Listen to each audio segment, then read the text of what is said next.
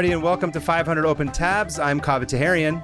And I'm Hannah Hillam. Welcome back to the show. Hannah, you are currently overseas, is that right? Yeah, I'm in London, England right now. I could tell by your accent. Yep. Don't make me do the accent. I'm not gonna. You're like baiting me. You're like, I can tell by your accent. And everything in me is like, do a British accent, but I'm Just not going to. Why not? Absolutely not. Oh, I see. I don't know. There's that defiant British attitude coming out already. Look, it's in my blood. Okay. I hate myself and I'm defiant, and that's pretty much what they're good at. Yeah, no, I'm technically not in London, but right now, for the purposes of the listeners, I am, and that's because I'm going to be in London. I'm at London Comic-Con, the first time I'm doing an overseas Comic-Con. So, congratulations! It's very exciting. Thank you. I'm very excited. I can hear the sounds of London. If you're in the area, which come on, you could be. Take a quick train ride. It's going to be from. It's Europe. Yeah, you can just get into Eurostar and just hop over. Get yeah, in the a TGV train. will take you. Fly over in a train. I don't know. Yeah, if you're not in Europe, just fly or take a boat. Yeah, swim. But it is going to be May 24th through May 26th at Buckingham Palace. At Buckingham Palace with the Queen herself. Dead. Oh no, her skeleton's going to be dancing around at your booth. Yeah, they just walk that skeleton around, and like Charles is like, hello. Anyway. Go to Comic-Con. I wish I knew where it was. Oh, it's at the Excel Center in London. It's Ooh. I don't know what that means. We'll see. And as a special treat for all of her English fans, Hannah has translated all of her jokes into English for English audiences. It was hard. Yeah. I had to change aluminum to aluminium. It was insane. To take your color, did you take out all the U's from? Yeah. Sorry, you had to add a bunch of U's into how you spelled color. I've been writing really the word color so much this last week just to fit in. Anyway, so yeah, come see me in London. Sweaters got changed to jumpers. What else? Fries are now crisps. No, fries are chips. No, crisps are chips. No, I'm all confused now. It doesn't matter. Fries are chips and chips are crisps. Yeah, there you go. See, you've done the work.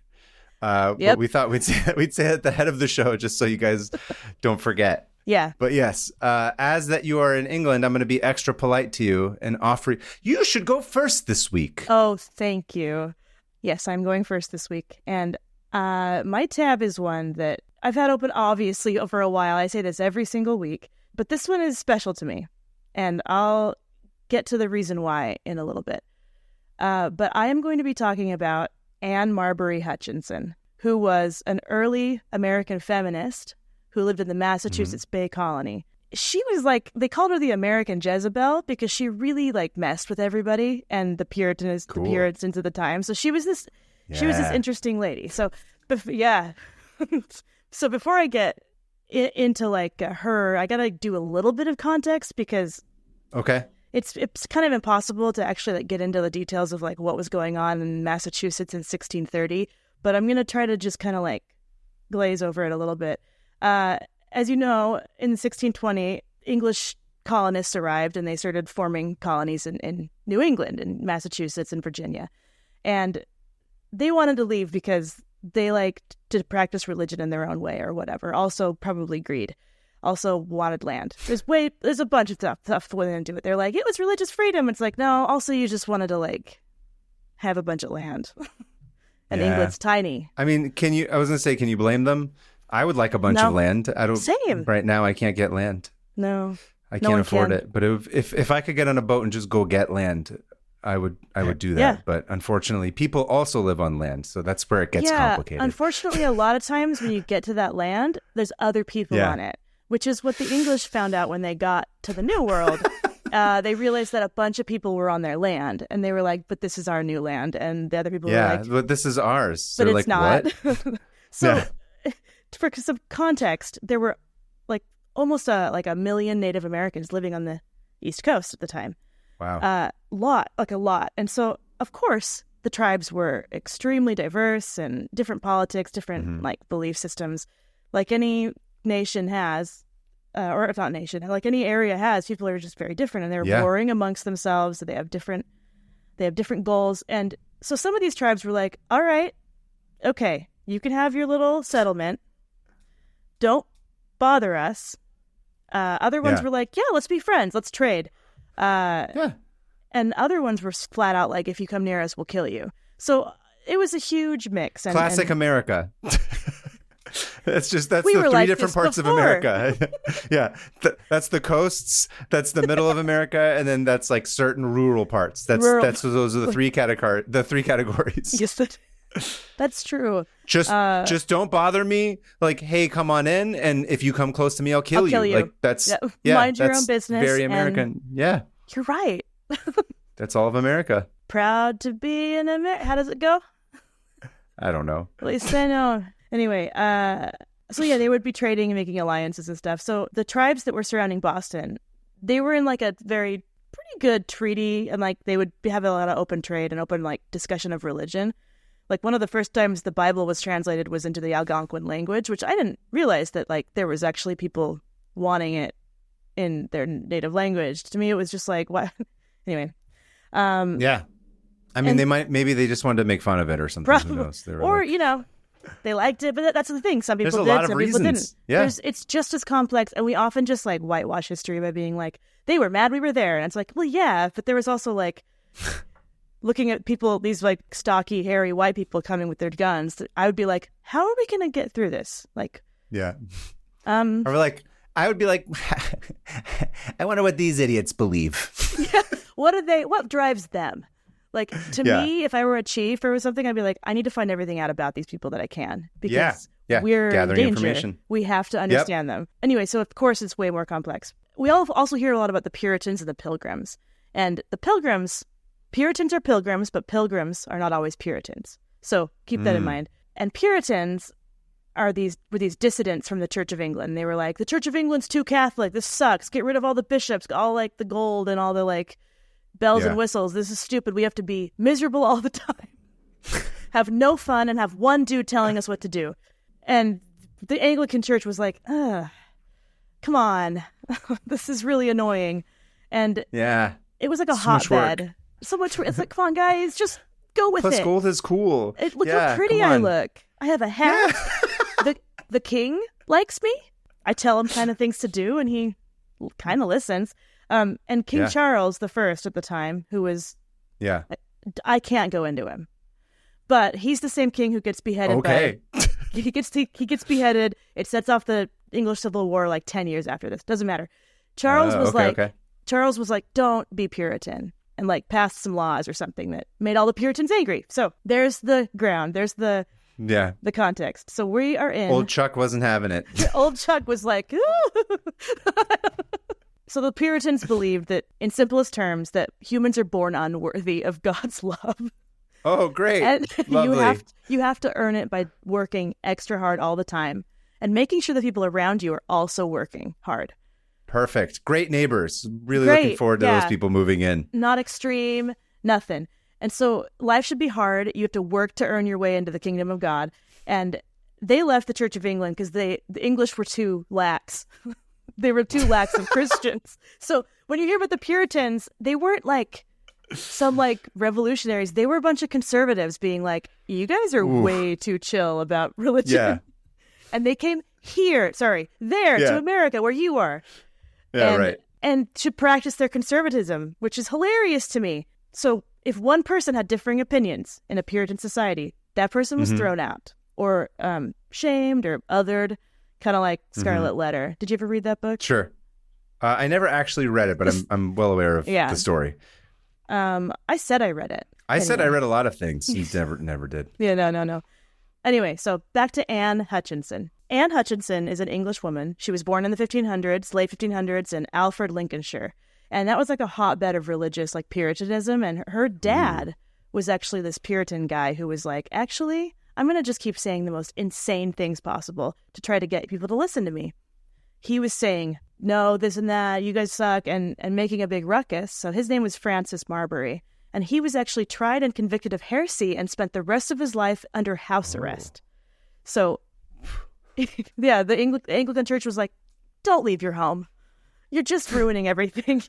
Why wouldn't they just kill him? Oh, because that would start Oh, no. Because like 100 years before, that's all they did. They just killed Protestants and Catholics. And they finally have this religion that's like... Oh, I see. It's not. Because I was stable. like, that's what I remember is everyone just got killed back then. Like you're saying at that point. In the 1500s, yes. They like earlier 1500s, it was like, you're a Catholic, murder immediately. Dead, yeah. But at this point, it was like they had this new church. The Anglican church was finally kind of stable. And suddenly, out of Europe, all these Protestants like Martin Luther are like, hey, maybe the church shouldn't be in charge. And they're like, oh, shh. Yeah, we should, please. I like how you're all, like Rodney Dangerfield. So Anne grew up in this house with this dad who wasn't allowed to leave. And this guy is... Oh, no. Her dad was just unemployed, basically. He was unemployed. But that was great because all he did was teach his children things. So he was extremely educated. And he believed that girls should also be educated along with boys. That was one of the things that everyone was like, what's wrong with you? So he educated his daughters, and they became amazing debaters, theologians. I can never say that word. Theologians. And like philosophers. And he would spend all day like debating with them and challenging them and teaching them like everything. And Anne just loved it. She loved him. She loved it. She was like more. I feel like I know certain ladies that I've known in my life who would just be like, can you shut up and just let me like, just stop. I don't want to debate everything. Dad, stop. Yeah, just shut up and let me read this scroll or whatever they were doing in the 1600s. And books. But no, yeah, like we're like, Dad, you're so annoying. You're so embarrassing. Yeah. All you're talking about is Puritanism, and my friends are all Protestant. Yeah. Anglicans. Put on pants. Dad, put on a robe. My friend's name is also Annabelle. Why don't you remember her name? She's been here 17 times before. And the other Anne, she's not coming over anymore. And the fourth Anne? You've embarrassed me. She died childbirth. I'm now the most unpopular. Yeah, she died. I'm the most unpopular Anne in Alfred, all right? Except she didn't. She was like, I love you, Dad. You're the best. And she even like got into the habit of like reading all of her father's trial transcripts. And she was kind of obsessed with like learning how to combat these like questions from these other... Anyway, so... I gotcha. She's this kind of... constructing counter arguments to rhetoric, essentially. Exactly. Or like, arguments that are going to be presented. And her dad taught her the Bible through and through, in and out. And so she was like big old into the Bible or whatever. Somebody left a review that said this was like drunk history. And now I listening to me right now, I think I understand what they mean. Except we're desperately sober, both of us. That's the worst sober. part. Like, if we were drunk, it would have been at least an excuse. Right? We're not. We're just obsessive. We're just obsessive. This way. Yes. Anyway, as I said, we could try one drunk once if you really wanted, but I don't think people would want to hear that. We wouldn't even record. We'd be like we'd be on yelling, the wrong mic the whole time. Yelling about something we both hate. And it would devolve. Anyway, continue. I'm sorry. No, it's okay. I'm trying to hurry through this part because this is not actually the main part. The main story. Okay. It's context, like you said. Yeah. So Anne she grows up, she marries a dude named William Hutchinson, and he's like a pretty dope guy. He has some money from being a cotton merchant or whatever. I feel like I've heard that name in some other context. There might be somebody more contemporary who's named William Hutchinson. I think there might be. This William Hutchinson did have he was like the first governor of Rhode Island. I don't know. No, that's not right. If you love reading about I was Rhode getting Island. distracted. Yeah. People from Rhode Island probably do. Yeah. She marries William Hutchinson and they have 11 children. So Anne is fertile and she was knocking them out. Her and Bill Hutch. Just her and Billy Hutchinson. Billy Hutch. And Anne Hutchinson just popping out those kids. And they all survive, which is super weird. So that's rare. Yeah. All 11 of her kids survive. They have like an army at this point. Oh, yeah. You'll see. Yeah. Oh, okay. She's creating... Anyway, she's just creating followers. It's just like the Von Trapp family, but like... But like way more Puritan. And then she became a midwife. So she was an extremely skilled midwife because... She learned a bunch of stuff about medicine from her dad. Now all I hear is midwife is like a wife who's not very good. Like that wife was very mid. She was I had a very mid wife. She was so mid. Why'd you get divorced? My wife was mid. Mid. I had a midwife.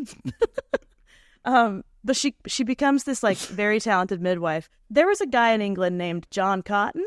Is that his name? Shoot. John Cotton.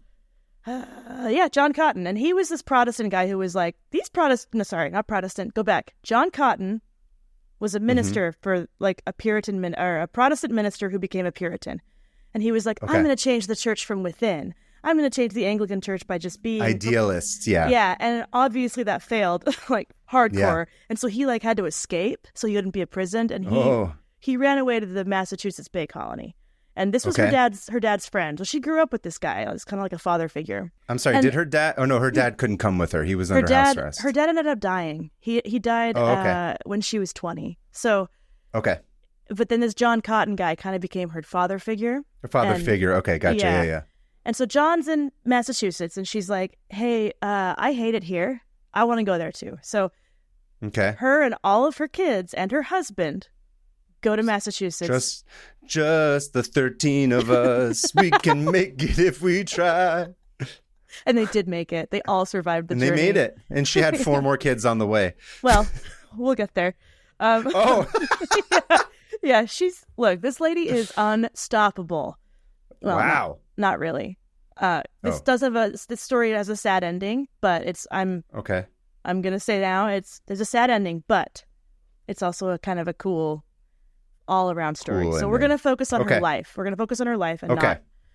Anyway, so she becomes a very prominent midwife in the colonies, and she lives in Boston. These women who go to her for like birth absolutely love her. She's a wonderful friend and everything. So nice. At the time, women were not allowed to talk in church or interact at all. So they had to be completely silent in the Puritan meeting houses. And so after church, all the women would go over to Anne's house and just talk about the lesson and like gossip. And these meetings, Anne starts to be like, "Hey guys, don't you think that like it's kind of like stupid that we can't talk?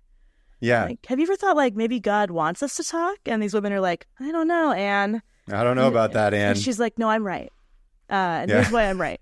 Because here's a bunch of scriptures that say women are teachers and that they she can..." backed it up. Oh, she backed it up. And she started to like these kind of like clubs. I brought receipts. No, seriously. She's like, "Here's the Bible. Women are awesome. Yeah. Look at this one." And through all these women got right. And she was like, "God talks to me and he can talk to you too." And everyone's like, no, we're born horrible. Yeah. Remember, God hates us until we prove him otherwise. And she's like, no. Right here in the scriptures, it says you can talk to him, just like Abraham, and like lists all these people. And she's like, these guys who run this place, they don't know what they're talking about. They think that they're the authority on God. They're not.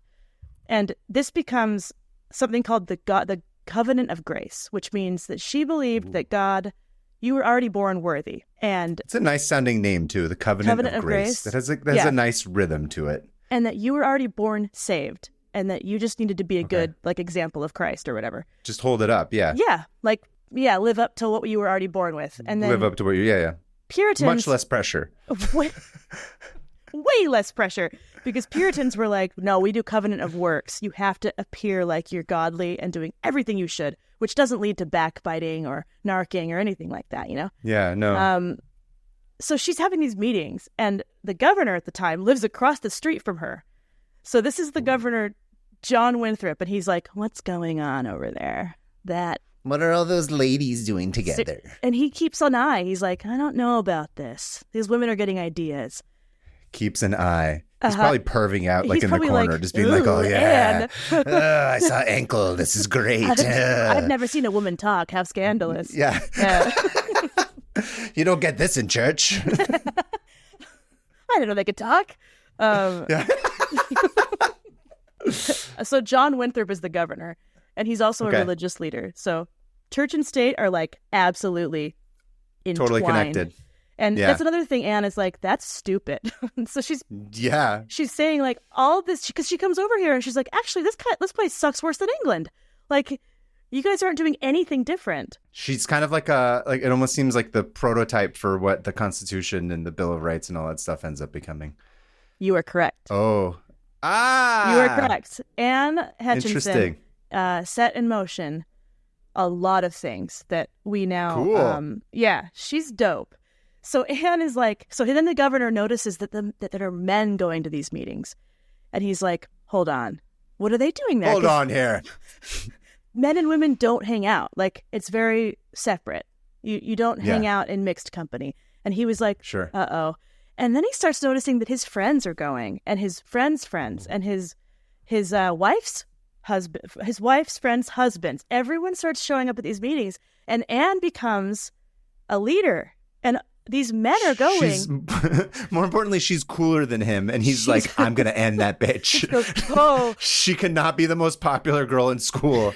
She's like, I destroyed all the other Annes, and I'll destroy you too, John. Yeah. You and all the Johns. Yeah. Anyway, who's got a cool church now? What's up, John? Yeah. Cool. Have fun with your loser ass house with nobody over there. Looks like the governor sucks and has no friends. Yeah. They're all coming to my pool party when my parents are out of town. So Anne is completely unapologetic. Like, she's like, oh yeah, the governor knows we're doing this. I don't care. And I'll serve God, and no one else can tell me what to do. Which was like, even now, if you went into a religious society and said that, people would be like, ugh, look at all these people. I see. They believe what I believe. And these men, this is crazy to me. They were super good allies. Like, her followers that were men were like, no, Anne's right. And it makes sense. The leaders were like, oh no, you guys are weak-minded imbeciles because women have a hold of you. Oh no, yeah. And they're like, incels, betas, they're a bunch of cucks. John Winthrop was like, you wuss. And Anne's husband. You should subscribe to my YouTube channel where I talk about ultimate fighting. Where I'm mad about women. And I inexplicably love wrestling. So John Winthrop is like, oh, sorry.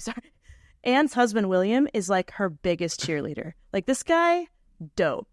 He never backed down. He was always like, nope, she's right. I'm with her. I'll never stop supporting her.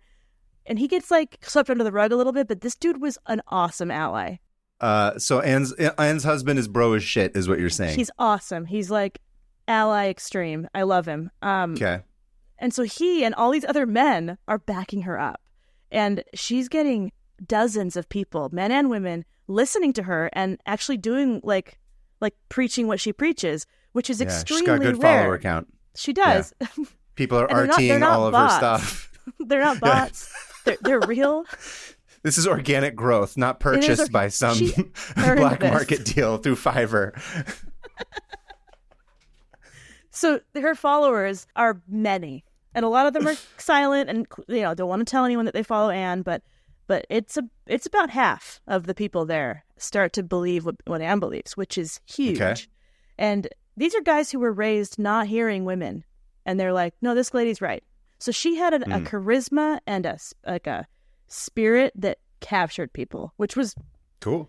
Yeah. So point is, so these meetings keep going, and the governor's like, no, I don't like this. I'm going to bring her to trial for no reason. And so of course. Yeah. He's like, this is devastating. Men are listening to you. Get over here.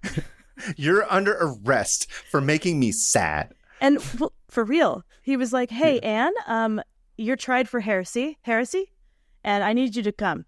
And she comes to her going on trial starts what is called the antinomian crisis.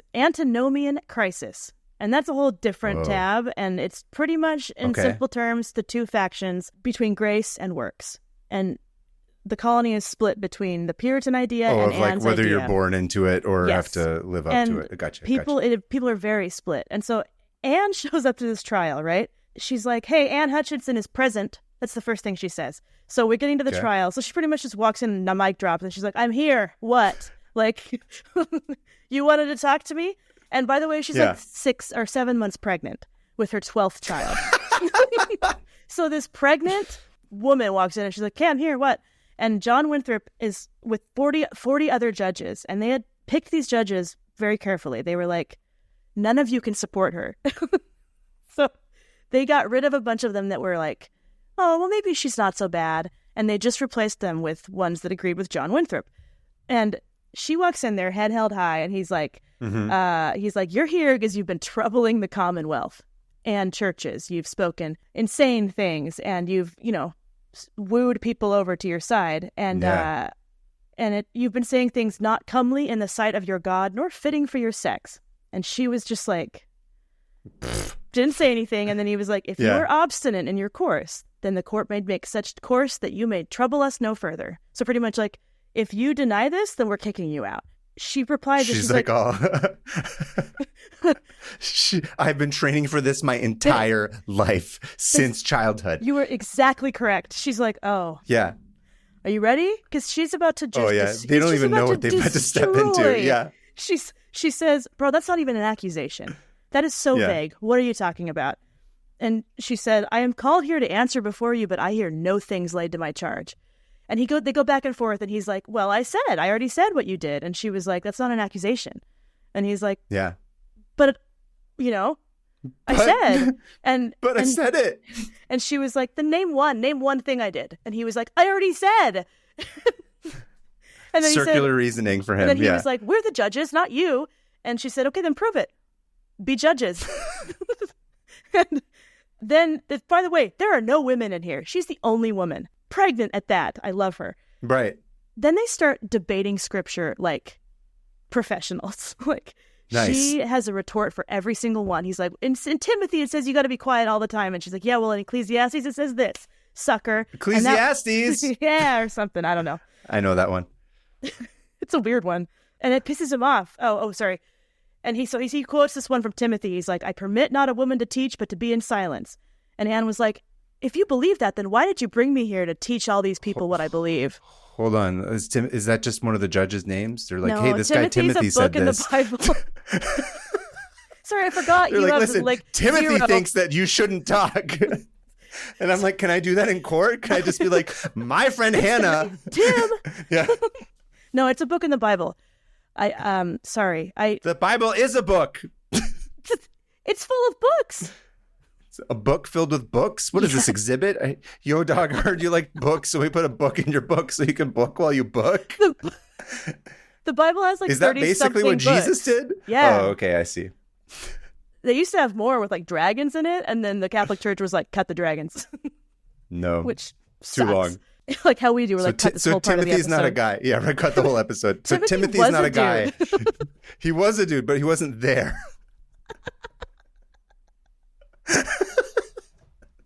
I do want to just imagine it like they're in court and they're like, Timothy said this. And he's like, I didn't say and that. That's it. Yeah. Yeah. So let me start again. Timothy 1 and 2 are both books in the Bible. Sequel? Yes. And one of the Timothys is filled with just anti-woman stuff because Timothy was a big, dumb misogynist. The actual Timothy. Yeah. And so that book is often used as like, hey, look what this guy says, and look what Timothy said. Whoever gives a Timothy shit what is. Timothy thinks. Yeah, I bet he was a total turd. Yeah. No one came to his parties. So yeah.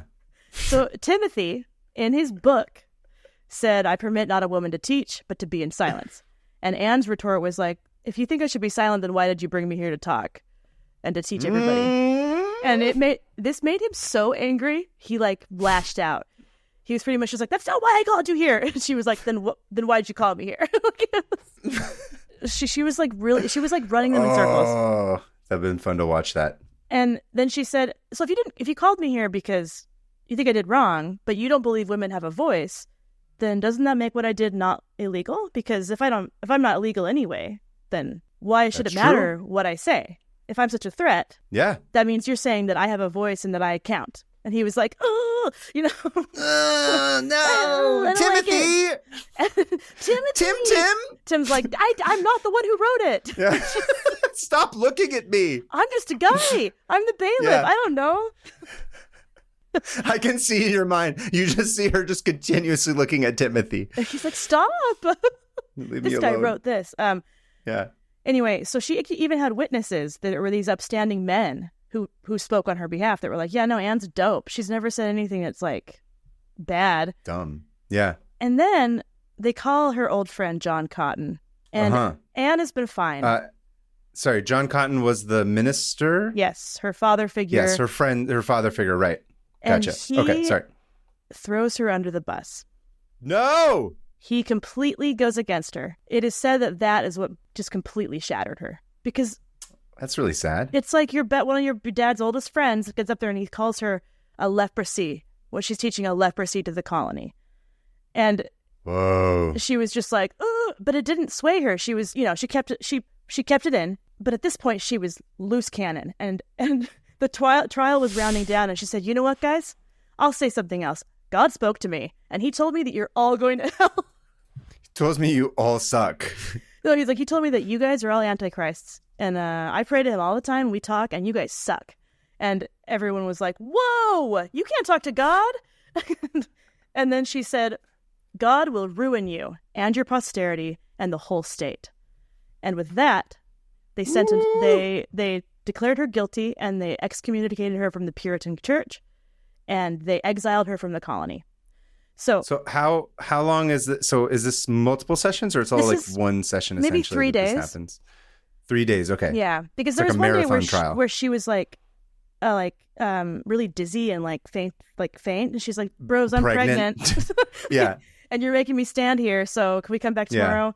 Yeah. And everyone was super uncomfortable with the fact that she was like pregnant and being there, because she was again showing that I'll be pregnant and take all of you out. Yeah. Anyway, so all of her followers left and went to Rhode Island. That was not actually Rhode Island yet, but they were like, this sucks, because they kept her on house arrest for 6 months because the trial was just like her dad. Just like her dad. But I think that strengthened her. She got through it because she was like, me and dad, same thing happened. She had her baby, and while she was on house arrest in Cambridge, the trial was in Cambridge, Massachusetts. A week after her sentencing, this is crazy, right? They voted to open the new university that they were going to open in Boston. They decided to open it in Cambridge, in kind of a celebration of keeping Cambridge spotless and of contagion of opinions. So they were like, "Oh, we've purged Cambridge of all of its opinions. Now let's open Harvard," and that's where Harvard came from. Oh my God! Right? It was formed because people were like, "Yay! No women can talk." Yeah. That blew my mind. So she's in her... It's literally like you get a university as a little treat. Yeah. It's like, you guys did good. Here's a college. Yeah. And they named it Harvard because some dude named Harvard died and left all of his money to it. Classic Harvard. Classic Harvard.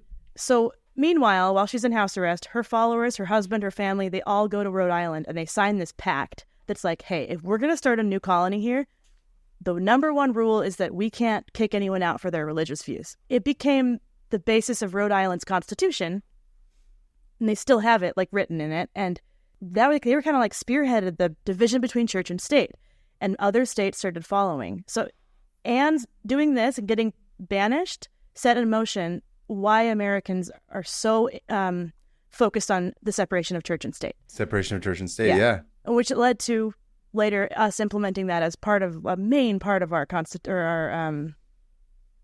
I sound like an idiot, but the Constitution, right? Is it the Constitution? Which is still in fair play today. Yeah. We always listen to it.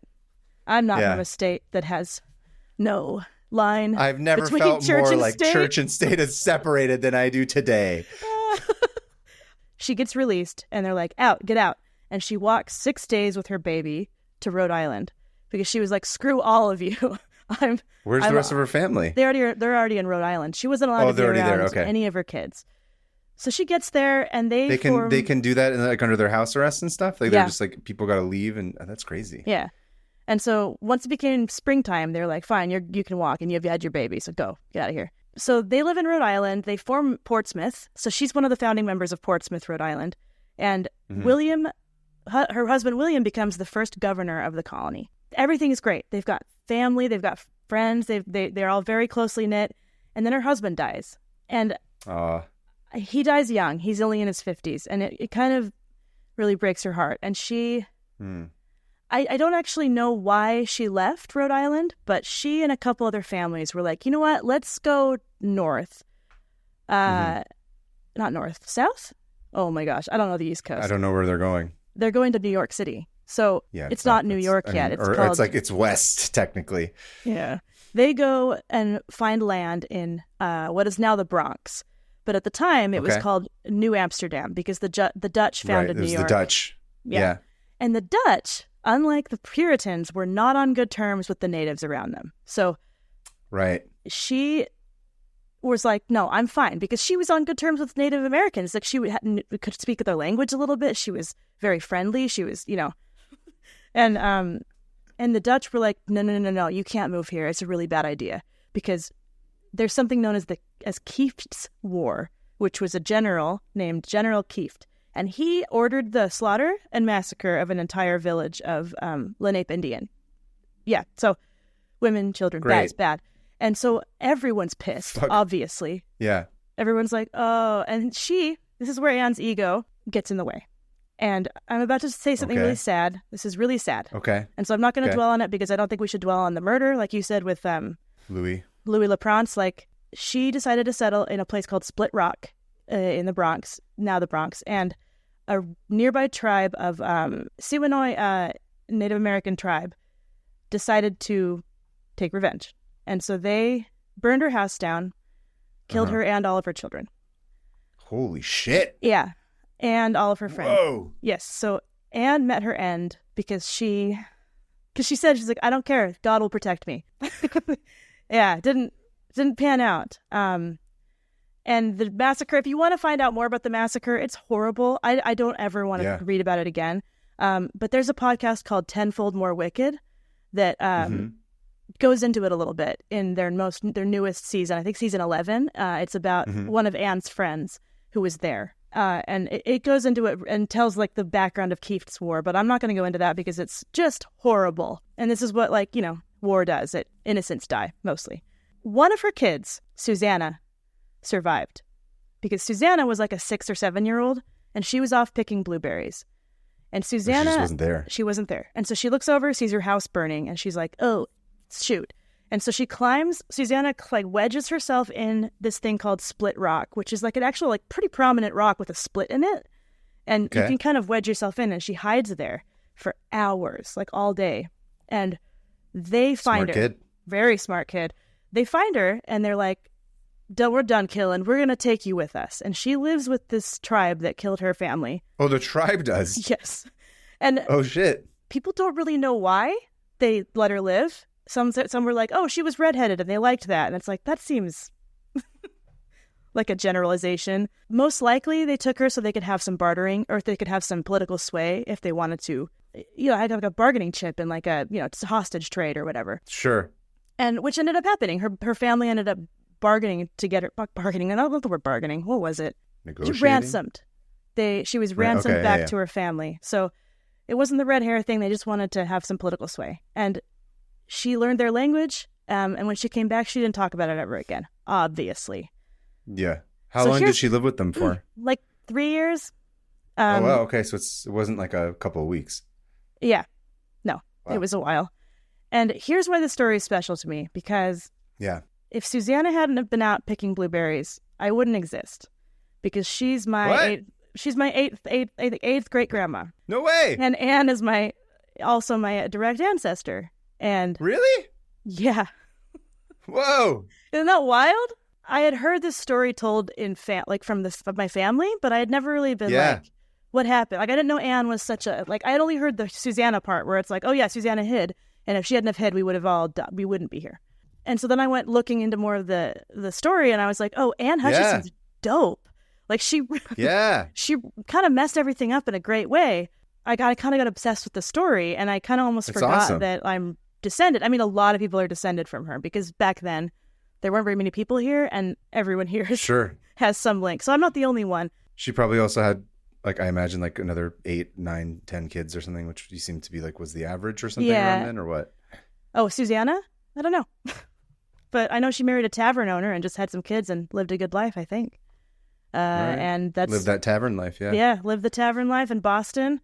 And she had older siblings that didn't die because they had already moved out of the house. So she did have family to go to. So it wasn't every single one of her kids. But it was killed. 6 of her kids. It's awful. Horrific. Anyway, so that's the story of Anne Hutchinson and how she changed the way America looks now and how we treat religion, or how we should treat religion.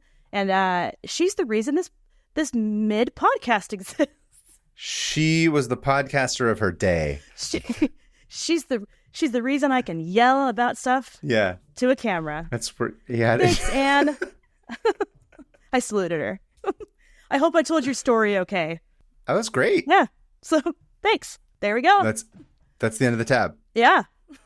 Oh, no more. Okay. We're done. Until part 2, where her descendant, Hannah Hillam, decides to start a mid-podcast. Oh, yeah. Mid-podcast. Using her midwife roots to make a mid-podcast. There's a bunch of midwives in my family. It's weird. Like, every time I look into my family history, I'm like, another midwife. Interesting. Another one. Interesting. Did you have a midwife? No. I am a midwife. Okay. Like, I'm not the greatest of wives. I'm so mid, but okay. Cool. That was really interesting, and bonus points for the big reveal at the end. That was really cool. I know. That was a nice touch. Thank you. It's kind of creepy to think that that one little girl like deciding to pick blueberries is the reason I'm still here, that I even exist. Anyway, I think you should take blueberries and incorporate them more into your work somehow. Maybe. No, we exist because of tiny little like chaotic happenings. Okay. There's no real meaning. Yeah. I'm just glad we exist. Glad I exist. Or you can start a blueberry farm. I think that would be a cool one. And called that would Susanna. Be really good. Susanna. That's a great idea. I think that would be fun. Or you could make a shirt that says Susanna's Blueberries on it. And then that's like the old-timey logo. That'd be really fun. That is really Again, a good I don't know what I was like, that'd be a cool thing to I'm just like, how do you incorporate it back into merch that you could make? That would be fun. But it would be fun to have it. Late stage capitalism. And look at this country, Anne. Look at it. Look at what you helped birth. Things are going great. Women are treated great. Oh, what do you have for me today? Yeah, sorry. That was fun. I hope it wasn't too much of a downer. No. I'm riled up. I'm like, okay. Funny enough, yours was about women being cool. Oh. Mine is actually about bros being cool. Oh my goodness. Not all men. Hashtag not all men. Not all men. Okay, I'm excited. Tell me, how are you guys cool? So this is it's a Popular Mechanics article written by Mitch Moxley is where I pulled it from. Okay. And it's called Rebuilding the Maze. Okay. And I was like so excited when I saw what this article was about that I went insane. And basically, so the blurb is this. You might remember this. Okay. So it's after a crucial section of a California freeway collapsed in 2007, this formidable construction boss pulled off one of the fastest, riskiest, most high-stakes reconstructions in U.S. history. Do you remember this? This sounds very familiar. It's when the MacArthur maze had the fire. Do you remember this? No, in 2007? I don't. I wasn't here in 2007. Oh my God. Okay. Oh, you weren't here. Oh, I was here as a kid. Okay. I lived here as a kid, and then I lived here as an adult. But right in the early 2000s, I was not here. Tell me, what year did you move back to the Bay Area? 2014. Oh, it was much. I thought it was earlier. Okay, I didn't realize how late it was. I left in '99 and came back in 2014. Oh, okay, cool. Yeah. I was worried that you were going to be like, oh my God, I remember this, and this, but apparently you don't know any of it. So idea. That's okay. Ooh, so I'm excited. Okay. I cannot believe that this was 17 years ago, number one, which is insane how long it's been. It's pretty evil. Time is evil. Time is evil. But so I was living in Oakland at this time. Oh, so this is when you were there. I was there. I was there 3,000 years ago. That just makes me think of that song I sent you the other day. The I'm losing my edge. I was there in 1979. I was there. Fun story. My little connection to this, which isn't even like a real connection, but now I have to like back up here and be like, okay, so if you don't remember any of this, now I got to figure out what I start with. Yeah, I don't know. It's crazy that you weren't there for this. I thought you were, but basically, like, this was the biggest of big deals, and I'll explain for the listeners why it mattered so much and like what happened specifically. I'm going to get into all of it. Okay. But here's a little primer. So this takes place at what we still call as the MacArthur Maze. Okay. Which is directly outside San Francisco to the East Bay. So it's like the entry point of going into the city to the Bay Bridge specifically. Oh, okay. You know what I'm talking about? Like right by Emeryville and Oakland and all that. Yeah. Yep. So this all takes place at an interchange. I'll tell you why. Yeah. Oh, okay. So it takes place at an interchange where 3 different freeways cross, and it's the interstates 80, 880, and the 580. And like everyone basically just hates it. I was about to say I hate every single one of those roads. I hate them. The 880 can go all to hell. All those freeways, yeah. All of them can go to hell. They're all really confusing. There's a lot of like, you got to merge over like quickly from this thing. It gets very confusing. And there's like 50 signs, and also all of them have 80 in them. So you're like, wait, which one am I supposed to get on? And it gets really... I hate it. Everyone hates it. When you get into the MacArthur maze, like the laws of physics like cease to exist. Like up is down, down is up. Like Thomas Edison isn't like the biggest piece of shit that ever lived. Like nothing makes sense. That's a crazy alternate universe. You go into the freeway, turn upside down, and the whole world loves Thomas Edison. It's so bad. I hate it. So if you're in LA, the closest analog I could think of is like you're on that stretch where you exit from the 101 south and you get on the 110, and then the 110 you have to like go over like 5 lanes of traffic to the left, and then to the right it goes to like 4th and 6th, and then if you keep going it goes to one section. It's this infamous thing in LA where everyone hates and like becomes suicidal when they have to like take that little pass. Oh my gosh. But like this is like that, but like times 1,000. Oh, is it like if you're driving out?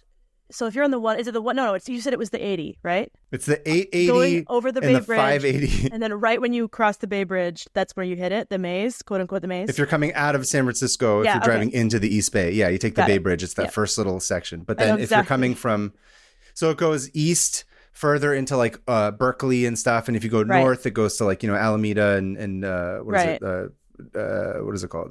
Point Richmond or whatever. And then south goes to like Oakland and all that area. So it's a huge feeder point. It gets really crazy and confusing. It also gets a lot of traffic, and it's just like a lot of merges happening, and it sucks. Yes. It's awful. Basically, it's the only way that you can access San Francisco too from the East Bay. Oh, right. That's the other part of it that makes it a big deal. So as I was saying, so you have Emeryville, Oakland, Berkeley, but of course it feeds out to further out to like, La Marinda, like you have Orinda, Moraga, Lafayette, Walnut Creek. It's a lot of people who are commuters, mostly live in like the East Bay. I mean, I guess I've not been in the Bay Area for a while, but at that time it was still, I'm pretty sure it's still the same thing, but like it is. The East Bay is where most of the commuters live, like the suburb, like working class and sort of middle class suburbs are all there. It's the only affordable place. Relatively affordable place to live here. Yeah. North Bay is like rich people. South Bay technically is now still rich people, but it's like tech people. It's rich nerds. That's sort of the rich nerds. So it's a big deal. It's a big commuter area. Okay. And so by 2007, 250,000 vehicles were crossing the maze on weekdays. What? And every weekday? And additionally, it connects the Port of Oakland, where almost all of the containerized goods that move through Northern California are loaded or unloaded into the rest of the state. So, which I'm wearing my really old Oakland shirt that I have, which is the Adat Walker thing that is from the Port of Oakland. Anyway, this is a very old shirt that I busted out just for this episode. You can't see it. I love your themed shirts. Can I just tell you? I should have dressed as a Puritan, man. It makes me like, I want to be, I'm like jealous. I'm like, oh, I should have thought of something. It's okay. So on April 29th, 2007 at 3:42 a.m., a driver of a tank truck carrying 8,600 gallons of unleaded gasoline turned onto the southbound I-880 ramp. Sorry. I'm laughing. I don't know why I'm laughing. Sounds like a cartoon. This is all okay. So let me say this. So I'll preface this by saying, before I even get into the story, this is like the yin to my yang of Johnstown. I was about to say so this. If Johnstown was all about like people being like lame and awful and like cutting corners and like rich people sucking and like government not doing shit, this is the opposite of that. This is where like the government like does a good job and like contractors are bro as shit and everyone's cool and like people make money and everyone's awesome. So this is a feel good story. So don't feel bad. Wow. Okay. No, I don't. Yeah. I just feel confused. No, I just mean like if you laugh at stuff, I'm saying like I'm confused why I'm like full of gasoline. Because like, you know what's going to happen. I know exactly what's going to happen. This story is all about just like bros being cool and like awesome as shit and building shit. It's fun. So don't worry. It'll be okay in the end. So I just told a story about a massacre. I can handle anything. All right. That's true. Yeah. So this is the palate cleanser. I'm going to go in like on a thank goodness. Less sad story. Yes. So he approaches a curb, and the truck clipped a construction pylon, then slammed into a guardrail and ricocheted off, landing on its side, just as the road passed under the eastbound 580 connector. Oh. So it just goes and then starts sliding. And as it's sliding down, a bunch of sparks are flying, Yeah. And naturally, all the gasoline pours out. Of course. And there's a huge fire. Does anyone die? Can you tell me that? I'm gonna tell you the story. Okay, because I need to take back all the laughing. Okay, all right. So fun fact, like I was saying, I was living in Oakland at the time. Like I said, that night I was out in San Francisco. What? I was out having drinks and getting rowdy and being like partying and having a good time. Yeah. And like I had to wait to sober up to drive home. So like I drove home at like probably like 2:30 or 3 a.m. What? So what I remember specifically, I just missed it. I love that was the thing I remember when I woke up the next morning about it. Where I was like, wait, I was driving that exact path like 40 minutes before this happened. If I had just delayed a little bit, who knows what I would have seen. This podcast wouldn't exist. You'd be dead. I'd be dead. Of course, my dumbass was like, oh man, I wanted to see the giant fire and like the train and the truck flipping over. It would have been so cool. Only something someone in their 20s would want. Oh yeah. You're like, oh, I love that. Oh yeah. But yeah.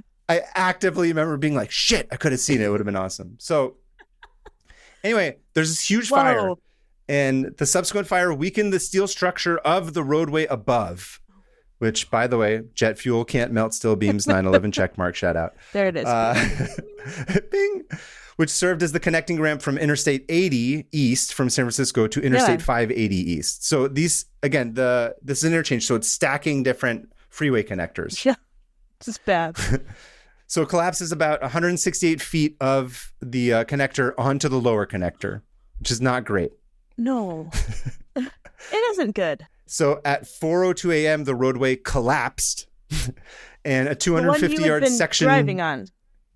Yes, the one I had just driven on earlier. A 250-yard section draped like a sheet over the lower I-880, and the detached deck left snarls of exposed, twisted rebar, the long rods of steel that are used to reinforce concrete, and the images are crazy. I'm going to send it to you so you can sort of see how crazy it got. Whoa.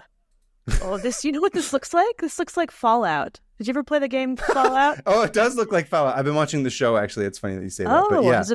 This looks just like one of those like villages you go up to on the bridge and you trade. The ones that are built on the... Whoa! This looks like a cloth, like a blanket of freeway. Yeah. Drapes. It looks like a blanket of freeway, just drapes it over. Oh, this is so bad. This is awful. It's terrible. Continue. So this all happens by like 4 a.m. So in answer to your question, the great miracle of this is that the truck driver, basically, it's not great, but he suffered second-degree burns on his hands. Okay. But nonetheless, he basically got up, dusted himself off, walked about like a mile and a half to a gas station and found a cab. And he was like, take me to Oakland Kaiser, the medical center. And that's where he was treated.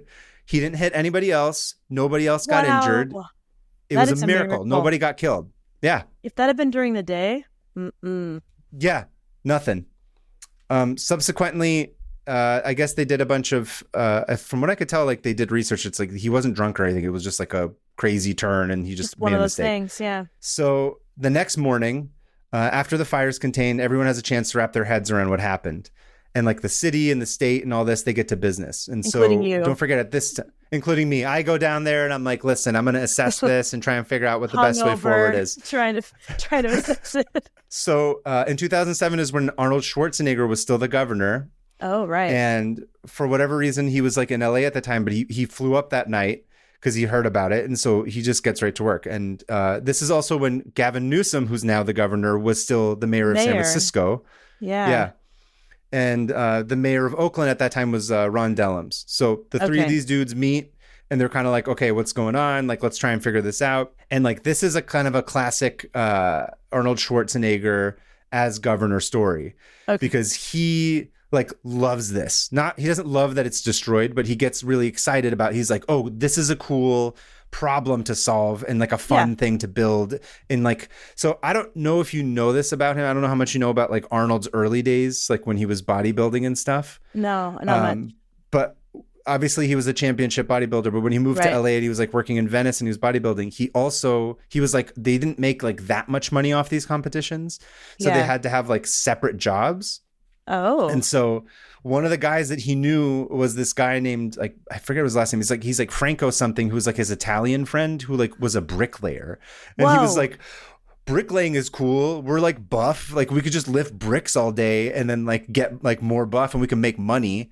So he has this whole, it's really funny if you ever like, that's a separate tab if you go hear about those stories. But basically Sounds him amazing. and his friend start this like bricklaying company where they're like, oh, I have this like expensive like foreign Italian like bricklayer who I've like imported. It was all like and bullshit. Here's my He was just, Austrian friend who's gigantic and he's also going to lay some brick. It's amazing. So people were just so they like create this company where they're like, oh, we're artisan like European brickwork that we're gonna lay, and he would like go over and like pretend to argue with his friend who was Italian. He's just like, no, he says like blah blah blah blah blah, and they had like this whole thing where they would do it. It was really funny. There's like a bricklayer's like pride that at least in England, like I'm a bricklayer. That means I do good work, and exactly, I build good houses.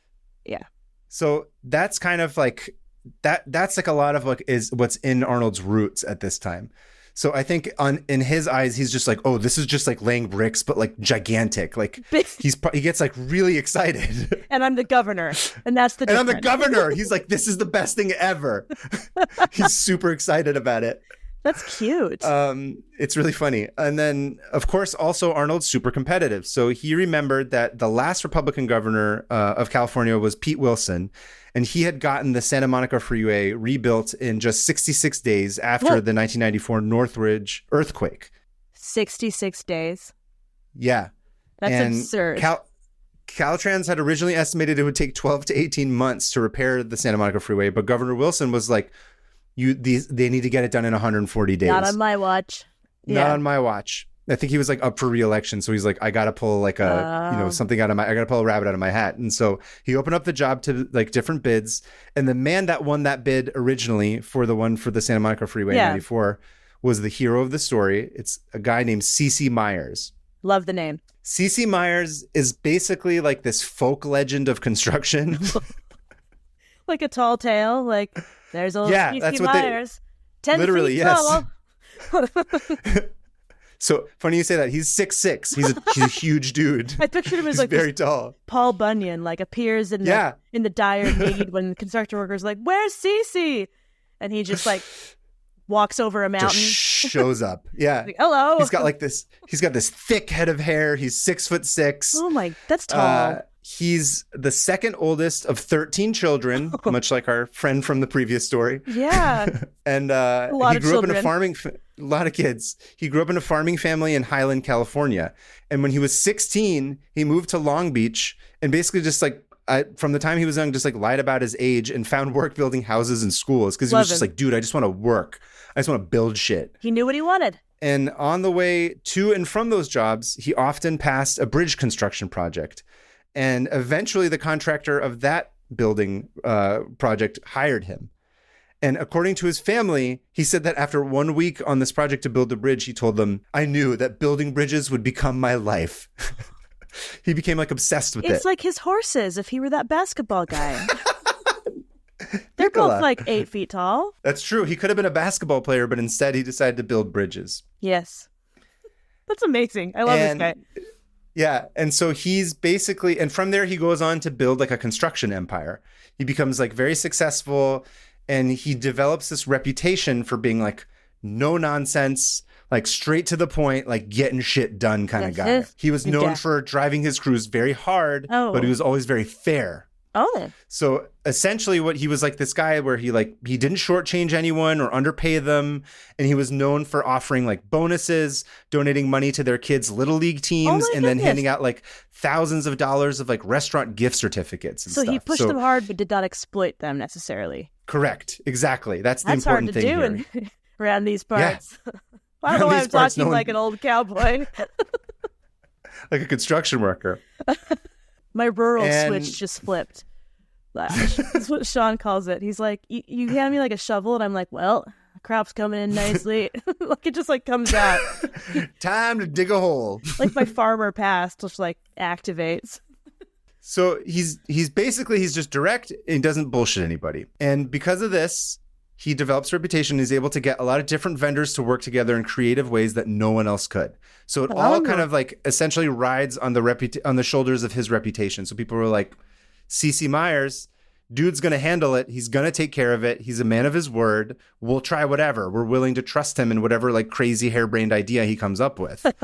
And when the MacArthur maze collapsed, Arnold used this as a template. And he told Will Kempton, the director of Caltrans, to assess the damage and put together a package for companies to bid on it. And so remember, Arnold is thinking about what happened during that previous earthquake and how C.C. Myers was the one that like sort of delivered it ahead of time. So he's like, okay, cool. I'm going to take that and use that same model for what we're going to do in the East Bay for the MacArthur maze collapsing. And so Caltrans writes up this report. The lower connector that was for the 880 suffered no structural damage, miraculously. So they could clean it up real quickly and allowed traffic to go back. Yeah, I'm not entirely sure how they managed to avoid it, but I think also because like it fell over and the fire went up. And so as the fire is going up, it's like hitting the overpass above it. So the one above it is that got like the bulk of the heat. I would have honestly, I would love to see this fire. You can see there's clips of it on YouTube if you go look it up. You can see parts of it. Yeah, this I is will. Also, it's striking me that this is 2007, and like, let's say this happened a year later. There's no way anyone would have had the money to build anything because of the financial crash. Like, this was still the years of like, yes, let's do it. Things are going good, like, America. Giant empty buildings that sat there for 10 years. Yeah, because tech hadn't destroyed and sucked the soul out of the Bay Area yet. But that's a story for another day. It had. What are you talking about? The soul was half now. There. Oh yeah. Yeah. Oh yeah. This place has Anyway. So it's easy to get wrapped up in the technical part, but I'll try and explain it as simply as I can in terms of like the overpass and like the little strip that had melted down. Okay. So think of like a table, right? A table is just like a wooden plank with like 4 legs. So you got like a slab of wood with 4 legs screwed into them, right? So the way that an overpass works is it's like a bunch of tables that are connected. Right? Oh, that's how they make an overpass. But instead of just like a slab of just wood, there's like steel ribs inside of it that connects. Does that make sense? Yeah. Oh, yeah. So it's like if the wood had steel ribs inside of it. Oh, wow. And instead of wood flesh, it's like cement. Wood flesh? Are these alive? Yeah, they're living. This thing died. But then all the ribs connect to kind of like a sternum. Flesh, dude. Wood flesh, yeah. This is you know what? You know who you're talking to. This is exactly what I needed to hear. Flesh and sternums and bones. Go on. So there's all the rib pieces connect to like a sternum, right? And the sternum is sort of what the legs sit on. Okay. So it's like table legs go into a sternum, and then the sternum has ribs that go out from it, and then all of that's filled with concrete to sort of mend it all together. I want to draw this table creature that you're talking about. Bones and all. So does all that make sense? Yes. You're following? I'm imagining a table walking around, but yes.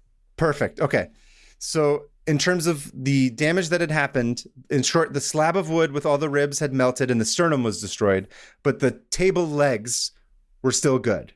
Okay. They were still intact.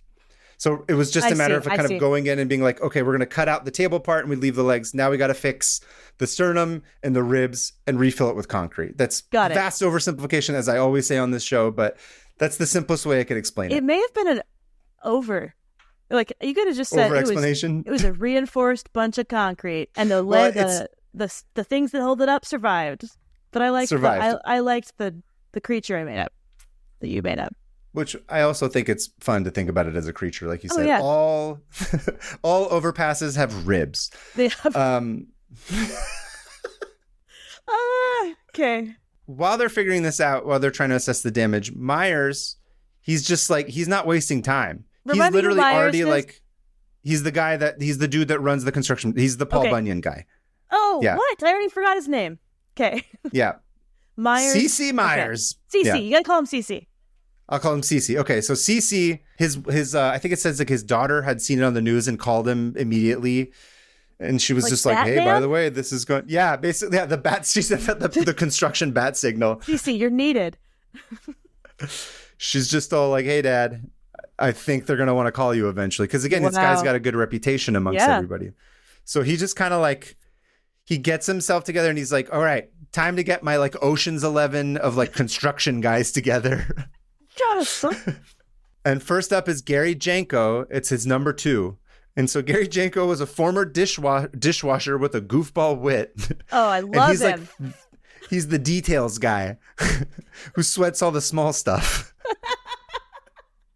Did you write this? Are you writing these like character outlines? Because some of it is pulled from the article. Some of love this. It's like half and half and half. 3 halves. But 3 halves, right? Exactly, triple half. He's also Myers' best friend, like going all the way back to the 70s.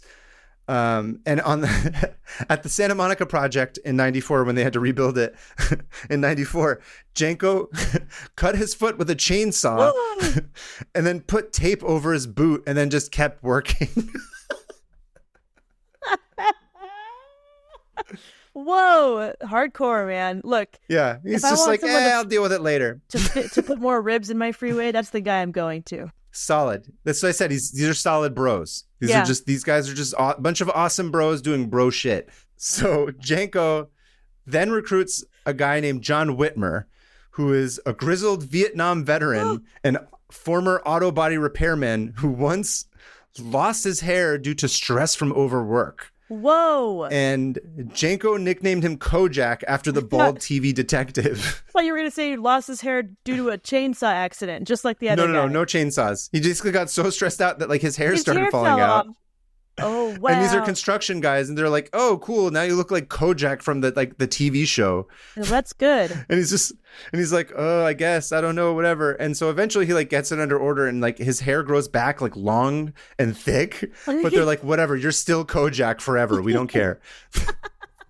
I would watch this movie. So back in 89, when the Loma Prieta earththrough happened and it destroyed the Nimitz Freeway, within hours, this guy Kojak, he was among the first people that were crawling through the ruins and hauling out survivors. Whoa, wow. So he was one of those guys. So like I said, it's just a roster of solid ass bros. These guys are heroes, and I don't use that word lightly. Well, I do absolutely use it lightly, but these guys are heroes. So they're just bro as shit. The Loma Prieta earthquake is why I hate bridges. I don't like driving over bridges. I don't like it at all. Yeah. I don't like it. It is stressful. It was traumatizing for all of us in California, too. Just being like, oh. The whole bridge just smashed a bunch of people. Anyway. And crushed a bunch of people underneath it, yeah. Yeah. Myers and company, they're like looking at everything. They're taking notes. And they're already getting calls and like faxes from other companies because everybody's like, dude, it's if there's a guy, like Myers is the guy. He's going to get this. I'm sure he's going to get this contract. Like, dude, help a brother out. Like, let me know. Do you need this? You need this? We can hook it up. And then, of course, they're reaching out to everyone in their network and they're making calls and they're pricing stuff out and they're trying to figure out. This is before any of this is like officially even like the bids being put out. Like he's like, I'm just going to go to work and start to they're just assembling. So about a week later on the morning of May 7th, Caltrans officially opened up bids for the project after reaching out to about 10 companies. And the closure of the maze would cost the Bay Area economy $5 to $6 million a day. Oh, because of costs. And I think like the toll for the Bay Bridge was going to net them at least like $500,000 a day. And then like just the cost that it would have to like reroute traffic and all that stuff and money lost. And so it was crazy. It was a big deal. It was a huge amount of money being lost. And so Caltrans estimated that the repairs would take 50 days and offered an incentive of $200,000 for every day a contractor finished under that limit, up to a total of $5 million. Oh, I'm excited for this. So every day that you finished it ahead of those 50 days, you would get $200,000. I want that. But I want that. I want one day of that. Instead they're just like, you're fired for not finishing this. Right.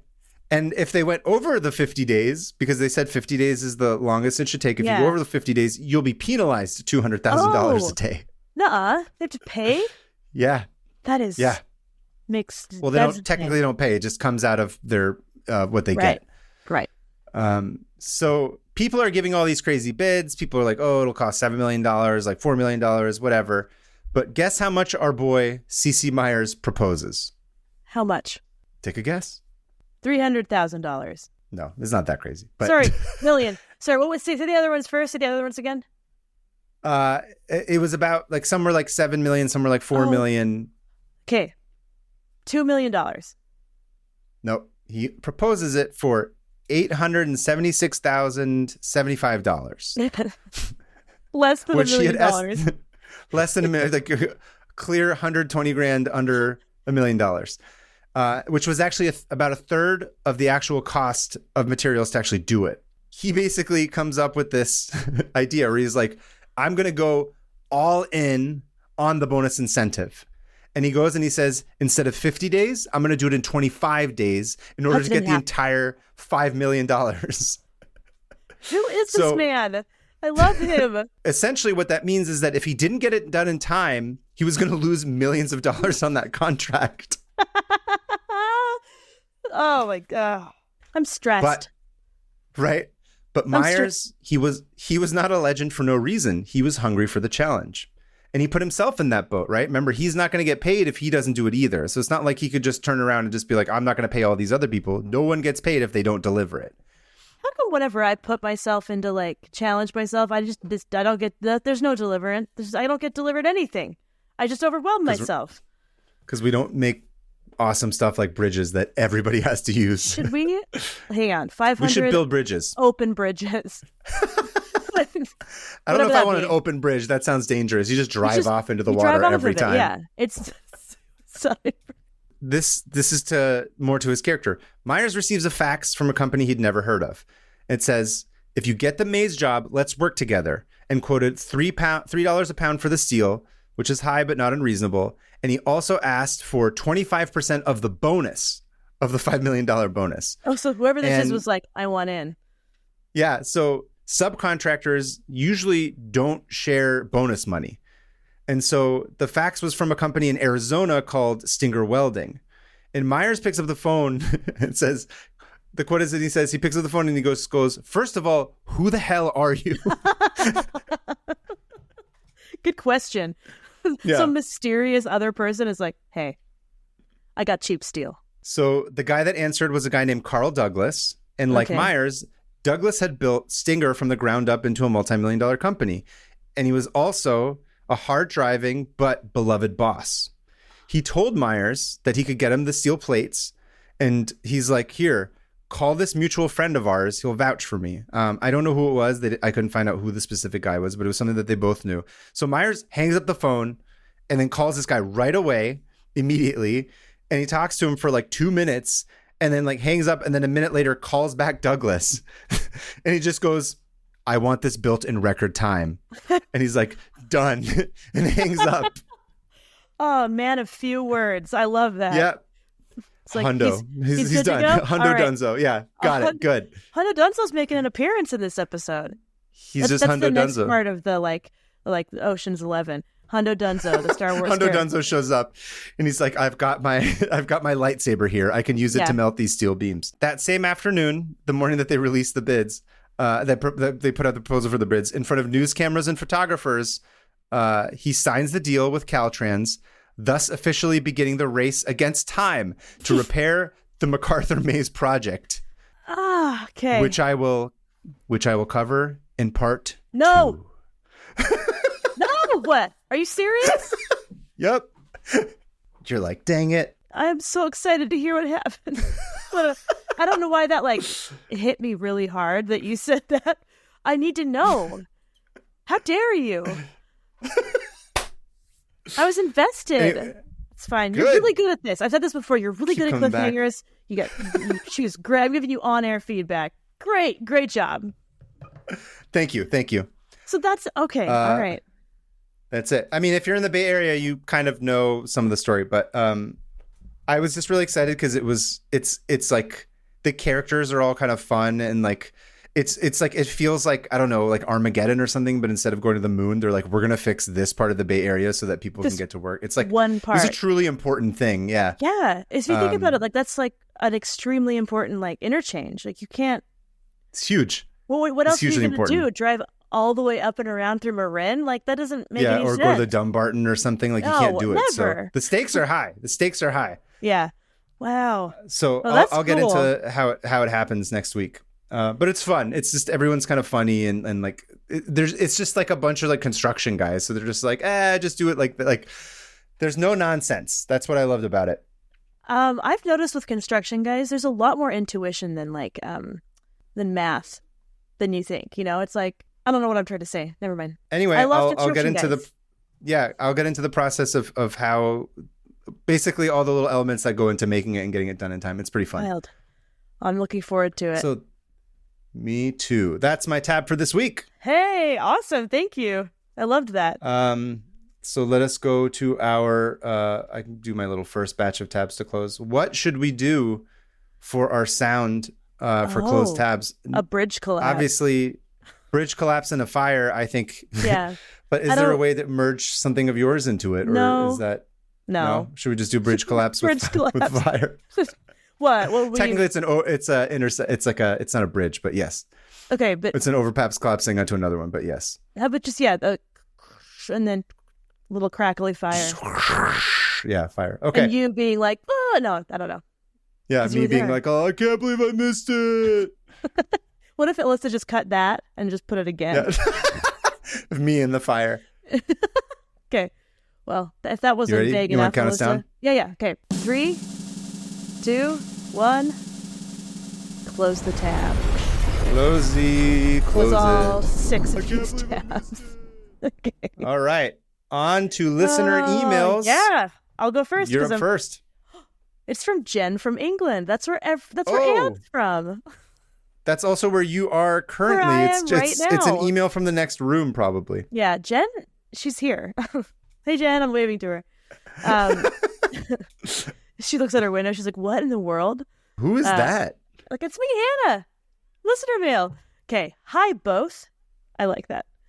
That's fun. Yeah. Yeah. I am regrettably a Jennifer, not a Josie. No, not regrettably. Although I do know 2 whole Josies. Oh, my, that's a lot more than that's most Josie people squared. who just like know half a Josie. Josie squared. Actually, that's not really Josie squared. That's 2 Josie. That's double Josie. Yeah. Get your friend Josie's. Tell him to write in. Just yes. They don't have to listen. You have 2 of them. Get 2 of them should be writing in. Here. Okay, I have just finished binging all existing 500 Open Tabs episodes, which, funnily enough, that's so weird to think. That brings me joy to hear binging. I'm like, we have enough episodes where you could binge it. It's like a 14. Oh, that's more. That's like 20 hours. Anyway, yeah. Which, funnily enough, was one of my Open Tabs until today. That's so meta. My head is now full. Thanks. Welcome to 1 iota of how we live every day. Oh, I've thoroughly enjoyed listening. Thank you, Jen. Anyway, all this to say, my partner was asked to be a best man at a wedding, which is one of his biggest fears. Oh, no. Sorry, I'm laughing. One of his big grumbles about it is how the best man has to stand in front of the groom for ages. But aside from a speech and organizing the stag do, there are no notable responsibilities. So what's the point of it? Turns out, like window dressing. Yeah, you're like, I'm going to plan our night out and look good. We got to look good. And be like, I'm his best friend. I don't know. So what's the point of him? Turns out the OG best man was literally the groom's best man at sword fighting. He'd be there. Oh, okay. He'd be there. Seems... He's like... That is stressful to have to sword fight everybody at the wedding, but... He'd be there to... Oh my gosh. He'd be there to stop the bride's family from taking her back after she's been kidnapped to marry some knight bro. Whoa. Okay. Because I guess, knights were douchebags. Have you heard the whole, history of knights? They were, actually horrible people. Like, they would just kidnap a woman and be like, you're going to marry me now? Yes. Like King Kong style? They were, rapists. It was... Anyway. Go read about knights. I didn't know any of this. Oh, yeah. The whole, chivalrous thing is absolutely not real there. It's all propaganda? They were degenerates, yeah. Oh, okay. There are several articles about it. They differ in that some say it's a Scottish thing and others say German. The groom didn't accept it as reason enough for my partner to pull out of being the best man. Enjoy, Jen. That's wild. That's funny. I gotta kill the bride's family. Imagine being the bride being like, oh, and my family? And my family's dead. Also, I like that he ran it by the groom to just be like, hey, this is anti-feminist in a way, I guess. It's like, this is actually and really he's like, horrible. Not enough. Yeah. Now I want to know how it went. I'm hoping that Jennifer's boyfriend was a husband. I'm sorry, partner. The partner was. I hope it went well for him. Yeah, that's really funny. Thank you, Jen from England, which is where Hannah is. I'm waving again. Which is where you can see her. We're arm in arm and we're skipping. We're skipping London together. Con. You're skipping together. I'm going to skip to the next email. Okay. Perfect. So email 2 is from Jesse from Dallas, Texas. Cool. Hi, Kava and Hannah. I wanted to share a quick story that comes from my hometown of Odessa, Texas. On Friday, April 19th, Odessa High School and Midland High School played a baseball game that lasted 23 innings that had to take place over 2 days. What? It's like Quidditch. The game started on The game started on Friday at 4:30 p.m. and by 8:30 the game had to be paused since the field they were playing on did not have any lights. Midland had been leading 3-2 in the 14th inning and could have quickly finished the game when it resumed the next day at 3 p.m. But Odessa quickly scored and the game remained tied 3-3 until the top of the 23rd inning. I didn't know that was a possible thing to happen. I didn't know either. Just adding innings? Oh. Yeah. When a Midland player finally scored on an RBI ground out. I'm sorry, ground out, not ground out. Ground out. In total, the game lasted for 6.5 hours. 602 pitches were thrown. It is the longest high school baseball game in Texas and the third longest in the U.S. Third. The article is very short, but includes a video of the final out of the game and everyone celebrating as the 23-inning odyssey has finally ended. Both teams had to then go and play their scheduled games right after, by the way. No way. It just happened like a week ago. Yeah, it just happened. Love the podcast. I recommend you to everyone I can. Stay Josie from Jesse. Jesse, thank you. Also, Jesse's almost a Josie. Jesse Josie, yeah. Honorary Josie. That's a half a Josie right there. Yeah. Half a Josie. You can like Frankenstein her to the other double Josies that we know from Jen. Was that the person's name? Yeah, and then previously? our 2 Josies. They can be a big amalgamation, like a big experiment. It's like the end of the last Ninja Turtles movie where all the mutants merged together and became like 80 feet tall, running a rampant in New York. Sounds amazing. I've never seen it, of course, but imagine that with Josies. That would be incredible. The last Ninja Turtles movie was very good. I really liked it a lot. Oh yeah, I've heard that. That's a side story. I liked this because I wanted to keep on the theme of it's local. I like that it was a local story and it was something that was important to people in that town in Texas. So I think that's fun. I actually, it's fun to hear local stuff. If you guys have stories, whatever it is, wherever it's from, some weird go ahead and send them to thing us. that happened in your town. It's really fun to hear those if there's like some sort of link that you can share about it. So go ahead and send us an email to 500opentabs@gmail.com. That's 500opentabs. Mm-hmm. Send us the link, send us a little blurb about it. Let us know where you're from. And hopefully we'll be able to share it on the show. Yeah. And if you want to not only listen to us, but you can watch us on YouTube as well. So subscribe on YouTube. It's pretty fun to see the videos. There's some little add-ons that Alyssa does that are fun. And you can join our Discord too. Yeah, is that linked? Is that going to be linked in the... Everything is linked everywhere. Okay. Every link everywhere all at once. I go insane every week trying to make sure all those links are properly working in the YouTube videos and in the podcast links and on other... I go insane, but yes. I didn't realize that, so thank you. It's not just as simple as copying and pasting, by the way. There's a lot to do. Not. Anyway, okay. There's links in the show notes to the articles that we covered and also to the reader emails. There's links to the email for the show, to the YouTube, to the Discord. Also, we have 500 Open Roads, which is the Google Map thing that we've been compiling and adding, which I think we're a little bit behind on that. We may update that. But you can see on Google Maps where a lot of the stuff is that we've been talking about. And see if it's close to you. Yeah. Or if it's reasonable. And if you do see it within reason, you could be like, hey, let's go on a road trip. We'll listen to the episode that we covered on 500 Open Tabs as we drive there. Jen. Or binge it. Yeah. Of course, you can follow us on all of our personals, or on all the social media stuff, 500 Open Tabs on Instagram and on Twitter. And I think that's it. Go ahead. Anything you want to talk about, Hannah, before we wrap it up? Oh, just you can follow me at Hannah Hillam and pre-order my book. It comes out in October. Right. If you just search my name on any bookseller's website, then you can do it. Or even better, go to your local bookstore and request it.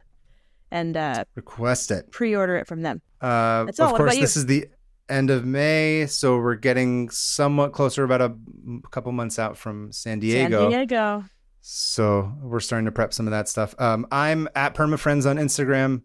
I am at Covetarian on Twitter, and I'm sometimes on Blue Sky. Just look up my name. But yeah, we're going to be probably talking more and more about San Diego stuff and start posting stuff there and talking about it. But basically, that's it. Yeah, thank you. I believe that wraps it up. Yeah, join us next week for the conclusion of the MacArthur Maze story. I'm very excited for that. Me too. And you'll have a new tab of some sort. Hopefully it's not the second part of the MacArthur Maze. You're going to be like, hey, I'm going to do this. And be like, what the hell is my tab supposed to be? Actually, I also chose the MacArthur Maze. Just, I'm going to do it better than you. No, I don't know. Anyway, bye. Bye, everybody. Keep it Josie, everyone. Thank you for listening. Keep it Josie. Bye.